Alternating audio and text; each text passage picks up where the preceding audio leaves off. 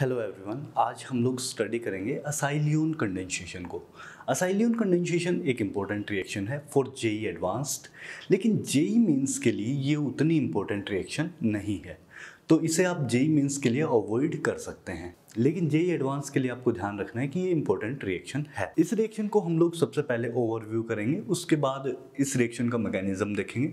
Last में मैं कोशिश करूंगा कि शॉर्ट फॉर्म में आपको मैकेनिज्म बता सकूं।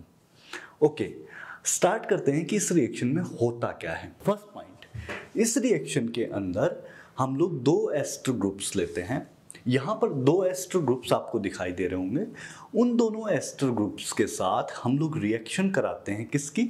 Sodium in presence of xylene, that is a non polar medium. Sodium एक मेटल है जो कि बेसिकली रिडक्शन कराएगा।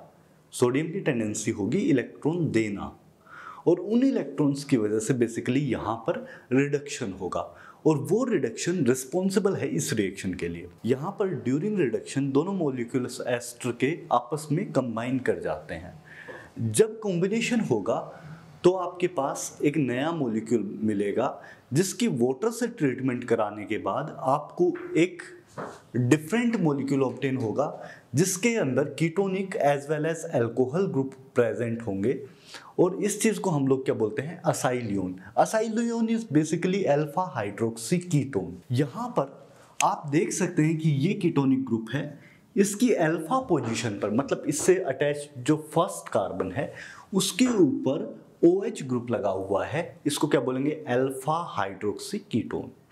So alpha hydroxy ketones are also known as acylions। दोनों तरफ R ग्रुप होंगे। ये कार्बन चेन हो सकती है, कितना भी लंबा कुछ भी हो सकता है, कोई फर्क नहीं पड़ेगा। चलिए अब देखते हैं इस रिएक्शन का मैकेनिज्म क्या होगा। बेसिकली आपने किया क्या है पूरी रिएक्शन में? आपने दो एस्टर मॉलिक्यूल्स लिए, उन दो एस्टर मॉलिक्यूल्स में से एक ग्रुप को कन्वर्ट कर दिया अल्कोहल में, जबकि दूसरे ग्रुप से कीटोन ऑब्टेन हुआ है आफ्टर रिडक्शन। सो अब इसके मैकेनिज्म पर आते हैं। यहाँ पर जो फर्स्ट पार्ट है उसमें क्या करते हैं हम लोग? सोडियम से ट्रीट करा रहे हैं। Sodium is a metal, electron देना है। जब वो इलेक्ट्रॉन देगी तो इलेक्ट्रॉन सबसे पोलर बॉन्ड के ऊपर अटैक करेगा। जब अटैक होगा तो यहाँ पर क्या होगा? इलेक्ट्रॉन आएगा। ये इलेक्ट्रॉन सबसे पोलर बॉन्ड कौन सा? C double bond O group. इसके ऊपर जब अटैक करेगा तो कार्बन डबल बॉन्ड ऑक्सीजन से बॉन्ड के इलेक्ट्रॉन ऑक्सीजन तरफ शिफ्ट कर जाएंगे। जब ये शिफ्टिंग होगी, शिफ्टिंग हो रही है यहाँ पर, जब ये शिफ्टिंग होगी तो आपके पास एक फ्री रेडिकल जनरेट हो जाएगा। अब आपका पहला क्वेश्चन होना चाहिए, क्या सर ये मैकेनिज्म फ्री रेडिकल मैकेनिज्म है? यस, ये फ्री रेडिकल मैकेनिज्म ही है। फ्री रेडिकल मैकेनिज्म से मीनिंग क्या है? इस रिएक्शन में आपने नॉन पोलर मीडियम लिया है।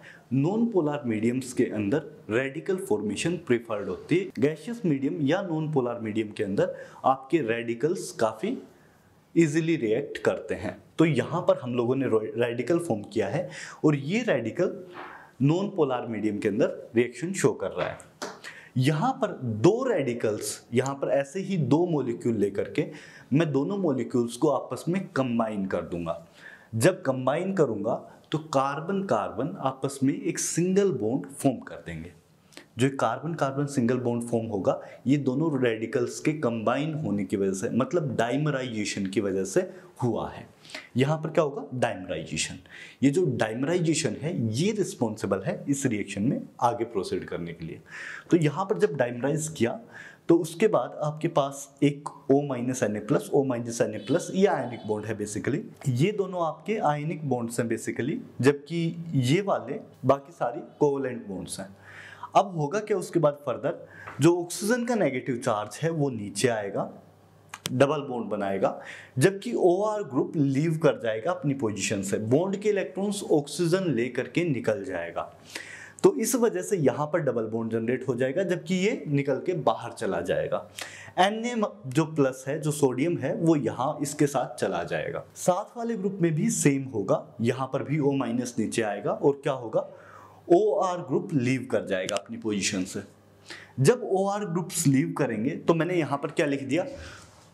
2 OET minus will leave from their position, ये लिख दिया है, ये दोनों ग्रुप्स जो निकल के गए हैं। उसके बाद आपके पास क्या ऑब्टेन हुआ, दो कीटोनिक ग्रुप्स, या ऐसे बोलें कि दो कार्बोनिल ग्रुप, दो एडजेसेंट कार्बोनिल ग्रुप आपके पास ऑब्टेन हो जाएंगे।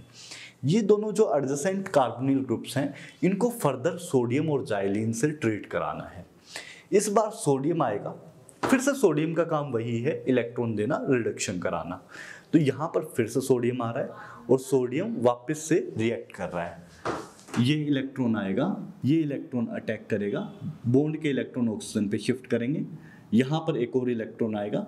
सो बेसिकली दो सोडियम यहाँ पे वापस से रिएक्ट कर रहे हैं और ऐसे दो O- वापस से फॉर्म हो जाएंगे। यहाँ पर जो आपके पास प्रोडक्ट आया है उसके अंदर दो रेडिकल्स वापस से दिख रहे हैं और दो O- हैं आपके। ये दोनों रेडिकल वापस कंबाइन कर सकते हैं to form a double bond. तो यहाँ पर दोनों रेडिकल्स वापस कंबाइन करेंगे। ये दोनों रेडिकल कंबाइन जब किए तो आपके पास डबल बॉन्ड फॉर्मेशन हो गई, और जैसे ही डबल बॉन्ड फॉर्मेशन होगा उसको वाटर से ट्रीट करते हैं, O- की जगह क्या हो जाएगा, OH। जब भी वाटर से ट्रीट करेंगे तो H+ आकर के इस बॉन्ड में O- साथ आकर के अटैच हो जाएगा। तो जब H+ आके अटैच हो जाएगा तो उसके बाद ये जो कंपाउंड है ये कीटोइनोल टोटोमराइजेशन शो कर सकता है। कीटोइनोल टोटोमराइजेशन आपको पता है, ऑक्सीजन के लोन पेयर नीचे आएगा, बॉन्ड के इलेक्ट्रॉन कार्बन पे शिफ्ट कर जाएंगे। जब ऐसा शिफ्टिंग होगा तो उसके बाद आप H+ रिप्लेस करा करके यहाँ से हटा करके H+ इस कार्बन पे लगा देंगे और आपके पास एक ग्रुप मिल जाएगा कीटोनिक ग्रुप, जबकि दूसरा ग्रुप मिल जाएगा अल्कोहलिक ग्रुप। इस तरह से ये पूरी रिएक्शन होगी। पूरा मैकेनिज्म मैंने आपको अभी बताया। इंपॉर्टेंट है क्योंकि मैकेनिज्म फ्री रेडिकल पाथवे से है। इस तरह की यूजुअली रिएक्शंस जो होते हैं, कंडेंसेशन रिएक्शंस, उनमें यूजुअली क्या होता है कि आपका कार्बोकैटायन या कार्बोनाइन मैकेनिज्म फॉलो होता है, लेकिन इसमें फ्री रेडिकल पाथवे फॉलो हो रहा है। तो ये थोड़ा सा डिफरेंट फैक्टर है कि यहाँ पर फ्री रेडिकल मैकेनिज्म है। The next point is condensation reaction के अंदर हमेशा एक छोटा मॉलिक्यूल निकल के चला जाता है। कंडेंसेशन रिएक्शन में क्या होता है, दो मॉलिक्यूल आते हैं, उनसे एक छोटा मॉलिक्यूल यूजुअली बीच से निकल करके चला जाता है। तो यहाँ पर OET मॉलिक्यूल्स निकल करके गए हैं, एक छोटा मॉलिक्यूल निकल के चला गया है। इस वजह से रिएक्शन क्या बोलते हैं, कंडेंसेशन रिएक्शन। फर्दर ये प्रोसेस इंट्रामोलिकुलर भी हो सकती है, जैसे एक ही मॉलिक्यूल में दो एस्टर ग्रुप्स प्रेजेंट हो तो वहां पर भी ये रिएक्शन हो सकती है। देखिए क्या होगा, होने के बाद सोडियम और जाइलिन से ट्रीट कराएंगे, फर्दर वाटर के साथ ट्रीट कराएं तो आपके पास एक कीटोनिक ग्रुप ऑब्टेन होगा, एक अल्कोहलिक ग्रुप ऑब्टेन होगा। बिल्कुल सिमिलर वे में जो मैकेनिज्म मैंने दिखाया है, सेम वे में इंट्रामोलिकुलर मैकेनिज्म फॉलो होगा। तो यहाँ पर इंट्रामोलिकुलर मैकेनिज्म भी आपको याद रखना है कि ये हो सकता है और होता है।